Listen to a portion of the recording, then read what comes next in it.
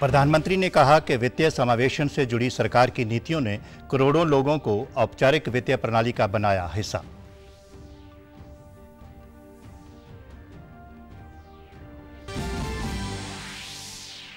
देश में आज मनाया जा रहा है जन औषधि दिवस। जन औषधि केंद्र द्वारा बाजार से सस्ते दरों पर उपलब्ध करवाई जाती हैं दवाइयां।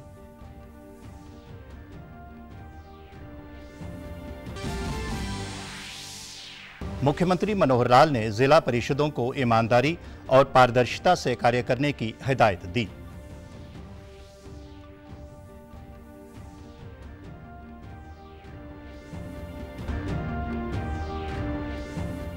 और प्रदेश में हमारा गांव जगमग गांव योजना के तहत गांवों में 24 घंटे बिजली की दी जा रही है सुविधा।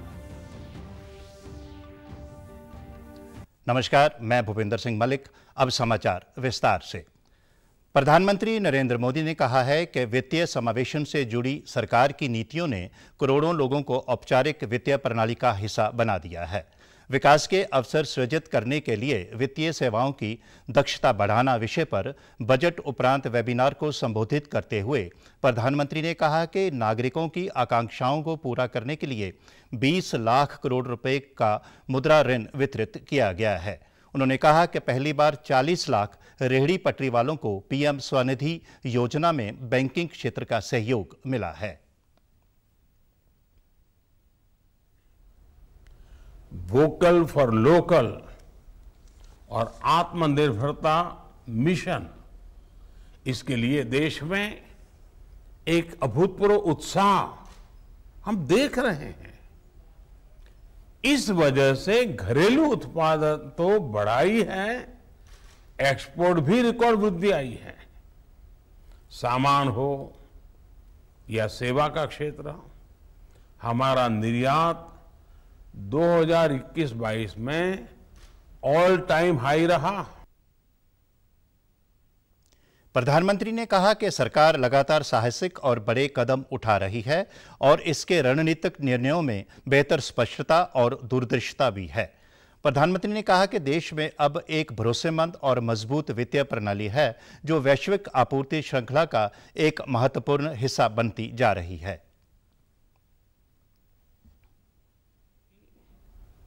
और इंक्लूसिव अप्रोच को लेकर चल रहा है, तो एक बहुत बड़ा बदलाव भी हम देख रहे हैं।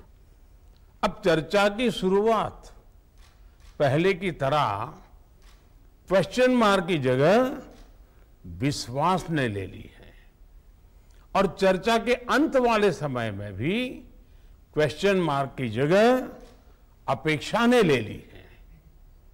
आज भारत को वैश्विक अर्थव्यवस्था का ब्राइट स्पॉट कहा जा रहा है।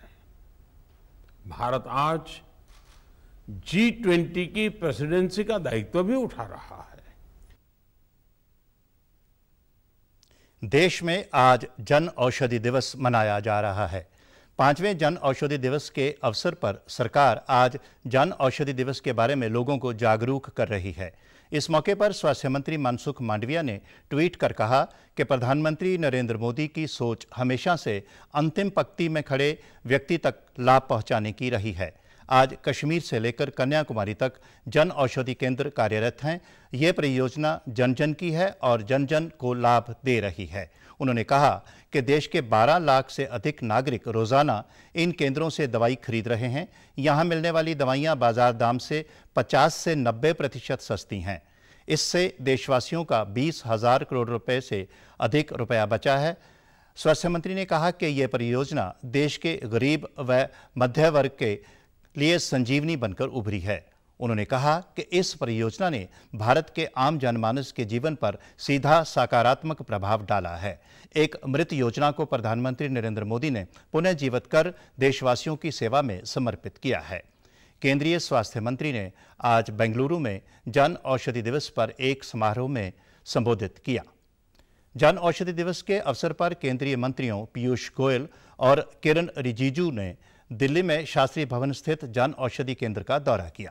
साथ ही उन्होंने लाभार्थियों के अनुभवों को जाना और जन औषधि विक्रेताओं को प्रोत्साहन पुरस्कार भी प्रदान किए।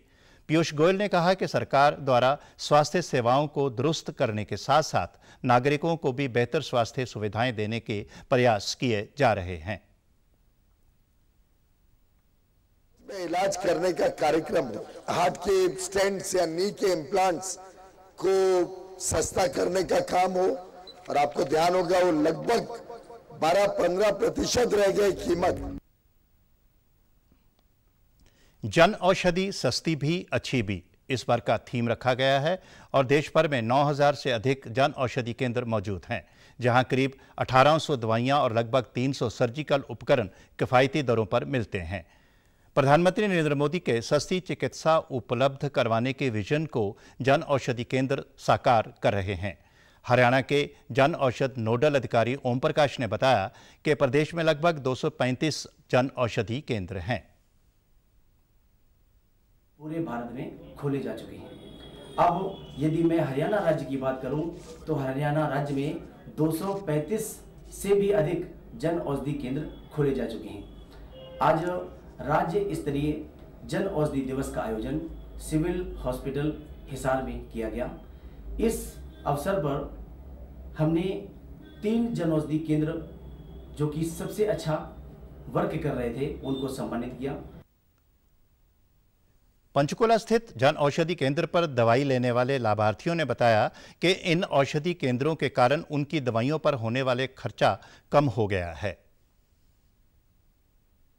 केमिस्ट शॉप्स एंड कोई भी और मेडिसिन शॉप है उससे काफ़ी ज़्यादा कॉस्ट इफ़ेक्टिव है एंड ऐसे कोई भी मेडिसिन लेंगे उसकी सारी मेडिसिन यहाँ पे ऑलमोस्ट मिल जाती हैं एंड कभी क्वालिटी में कोई कॉम्प्रोमाइज़ नहीं होता यहाँ से जो भी मेडिसिन लेती हूँ। मैं 3-4 साल से जहाँ से दवाइयाँ ले रहा हूँ, जो मोदी जी ने ये भारतीय जन औषधि चलाई है, ये जनता के लिए बहुत फ़ायदेमंद है और मेरे लिए भी बहुत मुझे फ़ायदा रहा है। कई दवाइयों में तो 10 गुना का रेट का फ़र्क है, कई दवाइयों में 20 गुना का रेट का फ़र्क है, सस्तियाँ हैं और गवर्नमेंट की असली दवाई है जी। I am very satisfied. Haryana के मुख्यमंत्री मनोहर लाल ने जिला परिषदों को ईमानदारी और पारदर्शिता के साथ कार्य करने के लिए कहा है। उन्होंने ये भी कहा कि विकास कार्यों के लिए धन की कोई कमी नहीं रहने दी जाएगी। हर जिले के सौंदर्यीकरण के लिए बेहतर योजनाएं बनाने की हिदायत भी की ताकि इनका नागरिकों को अधिक से अधिक लाभ मिल सके। मुख्यमंत्री मनोहर लाल ने सोमवार को बींदक पहंती में डीपीएम, चेयरमैन जिला परिषद व मुख्य कार्यकारी अधिकारियों के साथ जिला परिषदों का सशक्तिकरण, फंड बढ़ोतरी और उनके कार्यों के बारे में आयोजित राज्य स्तरीय बैठक की अध्यक्षता की। बैठक में विकास एवं पंचायत मंत्री देवेंद्र सिंह बबली भी मौजूद रहे। मुख्यमंत्री ने कहा कि सरकार पंचायती राज संस्थाओं का और अधिक मजबूत बनाना चाहती है। इसके लिए पंचायती राज संस्थाओं को अधिक अधिकार दिए गए हैं। उन्होंने कहा कि सबसे पहले सभी जिला परिषदें अपने कार्यालय भवन का निर्माण करवाएं ताकि हर जिले में जिला परिषदों को अपना अलग से कार्यालय भवन हो। उन्होंने कहा कि कर्नाटक की तर्ज पर जिला परिषदों को सशक्त किया जाएगा, जिनका अपना करोड़ों रुपए का बजट होगा और वे स्वतंत्र निर्णय ले सकेंगी। दक्षिण हरियाणा बिजली वितरण निगम के एमडी अमित खत्री ने बताया कि हमारा गांव जगमग गांव योजना सरकार की महत्वपूर्ण योजना है, जिसके तहत गांव में 24 घंटे बिजली की सुविधा दी जा रही है। 11 जिलों के 3665 गांवों में से 2431 गांवों में ये योजना लागू की जा चुकी है। अमित खत्री ने आज हिसार में एक पत्रकार वार्ता में बताया कि गर्मी का सीजन शुरू हो गया है। दक्षिण हरियाणा बिजली निगम उपभोक्ताओं को ज़्यादा से ज़्यादा बिजली उपलब्ध करवाए, इसके लिए तैयारियां शुरू कर दी गई हैं। उन्होंने बताया कि दक्षिण हरियाणा के मेट्रो सिटी में 5 लाख स्मार्ट मीटर लगाए गए हैं। अमित खत्री ने बताया कि बिजली बिलों से परिवार पहचान पत्र को जोड़ा जाएगा ताकि बिजली संबंधी लाभकारी योजनाएं लाभार्थियों को दी जा सकें। उन्होंने बताया कि दक्षिण हरियाणा बिजली वितरण निगम को ऑल इंडिया इंटीग्रेटेड रैंक में A+ ग्रेड मिला है। गुड़गांव और फरीदाबाद में HT लाइन इंफ्रास्ट्रक्चर में सुधार के लिए इन्हें भूमिगत किया जा रहा है। हिसार में भी प्रमुख चौक चौराहों को चिन्हित किया गया है, जहां पर HD लाइनों को भूमिगत किया जाएगा। स्टेबल पावर सप्लाई देने का हमारा उद्देश्य है, उस पर हम अग्रसर हैं जितनी हमारी इसमें इश्यूज़ रहती है कंज्यूमर रैंकिंग की, कंज्यूमर सेटिस्फेक्शन की, बिलिंग इश्यूज़ या डिस्कनेक्शन, उस पर प्रयास रहेगा कि हम अपनी रैंकिंग इम्प्रूव करके क्वालिटी पावर एक बढ़िया तरीके से हम सभी कंज्यूमर्स तक प्रोवाइड करा। स्मार्ट सिटी एक ऑनगोइंग प्रोजेक्ट है गुरुग्राम में, अंडरग्राउंड हमारे HT इंफ्रा का, इसका कंप्लीशन टाइमली हो, जितने भी हमारे इसके फेजेज़ हैं वो इसके लिए प्रयासरत हैं। साथ साथ स्मार्ट मीटरिंग भी ऑनगोइंग हमारे गुरुग्राम तथा फरीदाबाद में है और जल्द ही मुझे उम्मीद है कि हम बाकी भी सर्कल्स में इसको अनवेल कर पाएंगे। कैथल जिले में मोटे अनाज की महत्ता के बारे में जागरूक करने के लिए ADC डॉक्टर बलप्रीत सिंह ने लघु सचिवालय परिसर से जागरूकता वाहनों को झंडी दिखाकर रवाना किया। उन्होंने कहा कि प्रत्येक व्यक्ति को गेहूं व धान के साथ साथ पारंपरिक मोटे अनाज जैसे कि बाजरा, ज्वार, मक्का आदि को अपने भोजन में शामिल करना चाहिए, क्योंकि इन अनाजों से पोषक तत्व प्रचुर मात्रा में पाए जाते हैं जो हमारी रोग प्रतिरोधक क्षमता में बढ़ोतरी करने का कार्य करता है। इस बात की महत्ता को देखते हुए वर्ष 2023 को अंतर्राष्ट्रीय मिलेट वर्ष के रूप में मनाया जा रहा है। कम हो गई थी, जो पहले तो हमारे खान पीन का नॉर्मल रूटीन का ही पार्ट होता था, बट अभी जो है इसकी कंजप्शन कम हो गई थी, तो उसी को अच्छी हैबिट्स को दोबारा प्रफुल्लित करने के लिए ये इनिशिएटिव लिया गया। उसी इनिशिएटिव के अंतर्गत यहाँ कैथल जिला में जो है ये वैन्स चालू की गई हैं जो प्रत्येक ब्लॉक में जाएंगी। कृषि एवं किसान कल्याण विभाग के उपनिदेशक डॉक्टर करमचंद ने कहा कि इनमें पाया जाने वाला रेशा और इस रेशे से घुलनशील व अघुलनशील दोनों ही रूप हमारे शरीर में पाचन तंत्र में वरदान की तरह काम करते हैं। जाने, आम जनमानस जितना भी कंज्यूमर हो जाने, वो सब इसका प्रयोग करें। इसको जागरूक करने के लिए 3 प्रचार वाहन पूरा मार्च महीने में पूरे जिला कैथल के सभी गांव को कवर करेंगे। आम गांव में जाकर किसानों को बताएंगे और इसके अलावा भी हम IEC कैंपेन में कॉलेजों को, सभी ब्लॉक्स को और एक बड़ा जिला स्तरीय मेला जिसमें काफ़ी संख्या में किसान होंगे। RBI गांवों में डिजिटल भुगतान को बढ़ाने के लिए 75 गांवों को गोद लेगा। इन गांवों को डिजिटल भुगतान सक्षम गांवों में बदला जाएगा।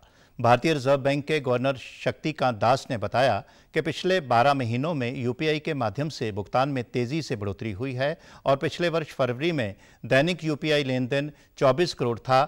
इस वर्ष फरवरी तक ये आंकड़ा 50% बढ़कर 36 करोड़ रुपए तक पहुंच गया।